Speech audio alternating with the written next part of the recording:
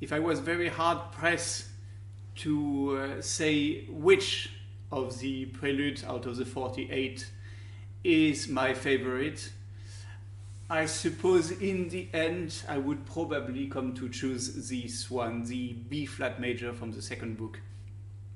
For me, this piece is nothing short of a miracle, and it is extraordinary in so many different ways that I'm not sure where to begin. I'll start by saying it's quite a long prelude.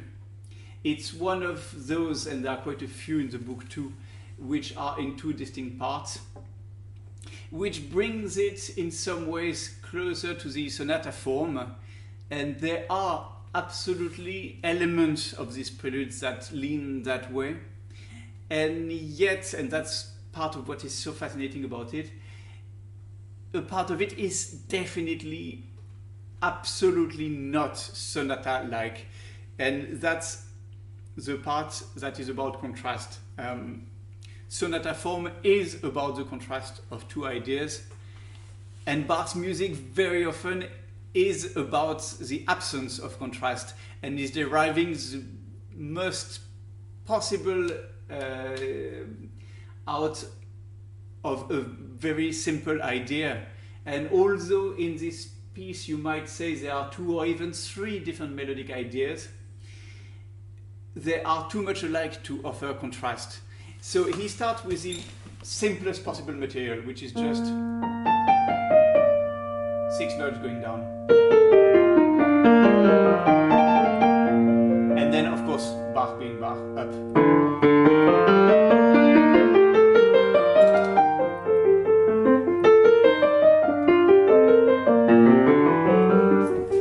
And that is his main basic building block.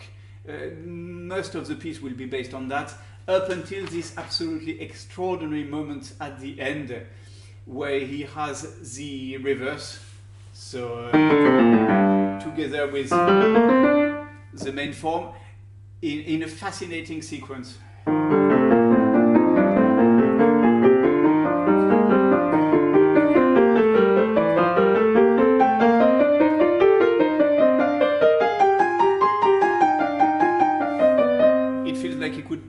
Forever, and that he just stopped because he wanted to, but this is really, really fascinating.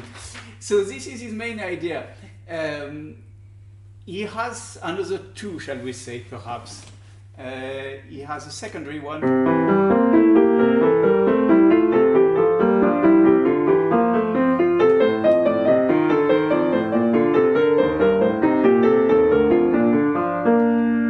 and then a third one, which is somewhat the continuation.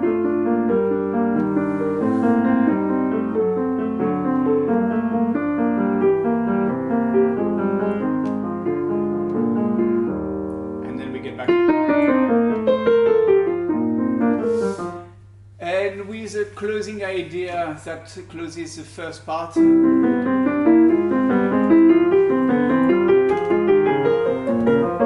Then that really is all the material of the piece. There is something that you can notice immediately with this material is the lack of rhythmic diversity. All the ideas are nothing but a succession of semiquavers. Now, a classical composer writing a sonata would never do this. And in fact, the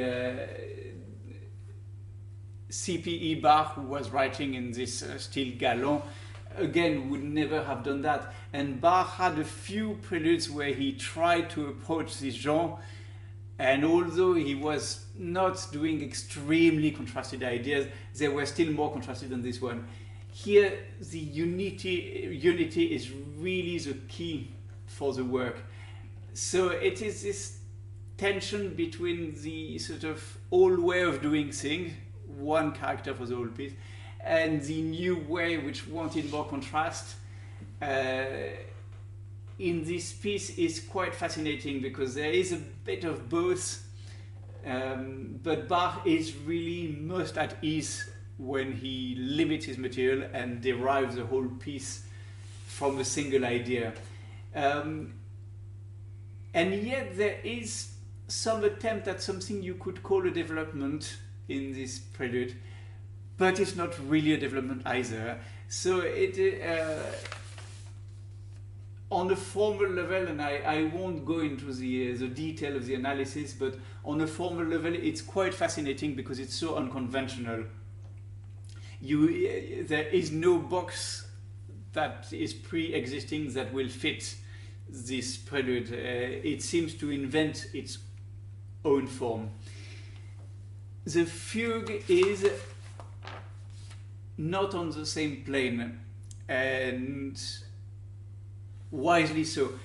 The prelude, for one thing, is quite consequent. If you play it with both repeats, it lasts perhaps 7 or 8 minutes. It's quite a long piece. So the fugue had to be comparatively short. The prelude is one of the most wonderful pieces by Bach I know.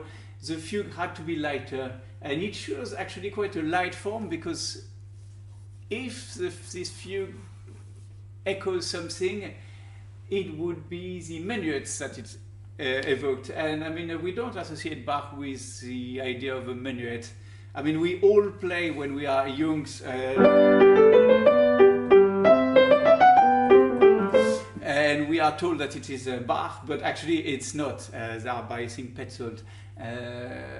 As far as I know, Bach didn't really write minuet, though you might argue that this first aria of the Passion, the Matthew Passion,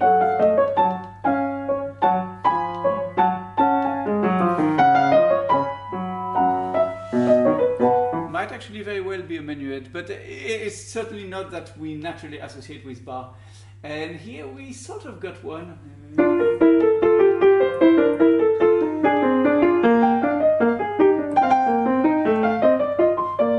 So there is a slightly old-fashioned elegance about this piece that makes it perfectly attractive without being weighty, and that is proper because the center of gravity again is the prelude. So the fugue has to be light, and Bach achieved that delightfully. Sometimes you had the feeling, it has happened in the 48, that the piece which was not the center of gravity against a weighty prelude was a bit slight. You don't really have this feeling here. It's just that, yes, it has its proper place.